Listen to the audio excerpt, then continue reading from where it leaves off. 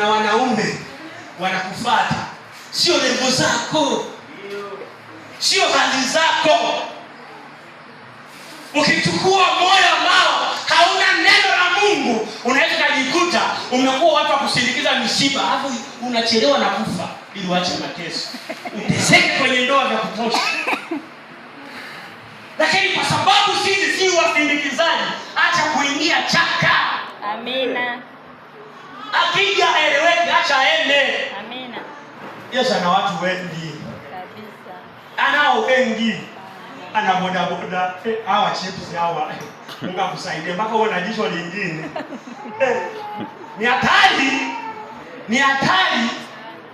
Yaani wale ambao wanakuambia usijali, weka chungu nakuja naita mboga.